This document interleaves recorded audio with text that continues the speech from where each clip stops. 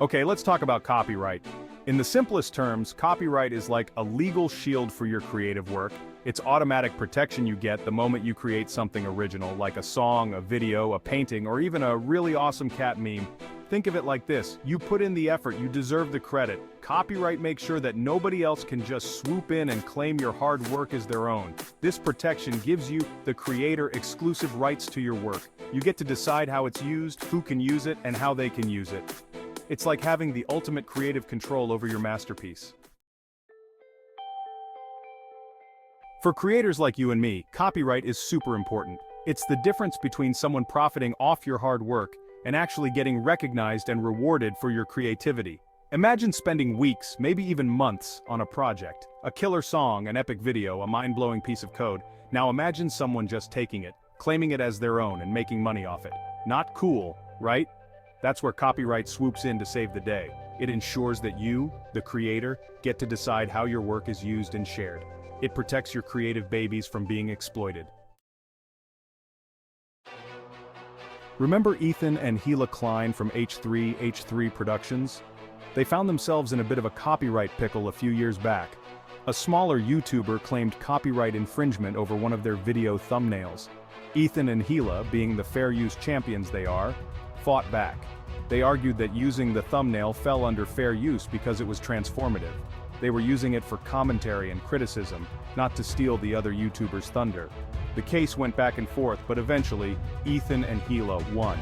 This case highlights how important it is to understand fair use and to fight for your rights as a creator. Now, before you go slapping a copyright symbol on everything you create, let's talk about what copyright protects. Facts, for example, are not copyrightable. You can't copyright the fact that the Earth is round, even though some people still try to argue otherwise. Ideas are another thing that copyright doesn't cover. You might have a brilliant idea for a novel, but until you actually write that novel, it's not protected. Copyright protects the of an idea, not the idea itself. Section 5, to sample or not to sample Vanilla Ice and the importance of originality. Let's rewind to the early 90s for a classic example of what not to do. Remember Vanilla Ice and his mega hit Ice Ice Baby? The song heavily sampled the bass line from Queen and David Bowie's Under Pressure, but Vanilla Ice initially claimed it was original. Turns out, sampling without permission is a big no-no in the copyright world. Queen and Bowie sued, and Vanilla Ice had to give them songwriting credit and a chunk of the royalties. This case is a stark reminder that originality matters. Using someone else's work without permission can lead to some seriously icy legal trouble.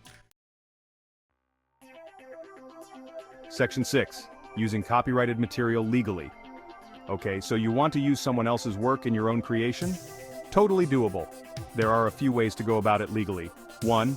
Get permission. The most straightforward way is to simply ask the copyright holder for permission. They might say yes, they might say no, but at least you're being upfront and respectful. 2. Fair use. This is a bit trickier, but it allows for the limited use of copyrighted material without permission for purposes like criticism, commentary, news reporting, teaching, and research. 3. Creative Commons. Some creators generously release their work under Creative Commons licenses, which give you permission to use their work in specific ways. Always check the license terms, though. Section 7. Fair Use in Action. Philip DeFranco. And news reporting. YouTuber. Philip DeFranco is a master of fair use. He regularly uses news clips and other copyrighted material in his videos, but he does it in a way that falls under fair use. How? He uses short clips, he provides commentary and criticism, and he always credits his sources. He's transforming the original material into something new and adding his own unique perspective. Philip DeFranco's channel is a great example of how to use fair use effectively and responsibly. Section 8. Protecting your creative work. Now that you know how to use other people's work legally, let's talk about protecting your own. Here are a few tips. 1. Watermarks. Adding a watermark to your images and videos can deter people from stealing them. It's like putting your name on your lunchbox. It's not foolproof, but it helps. 2. Copyright registration.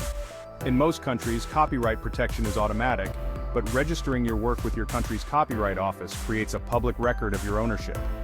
3. Content ID systems. Platforms like YouTube and Instagram have content ID systems that can help you find and remove unauthorized uses of your work. Section 9, copyright your creative shield. So there you have it, the basics of copyright.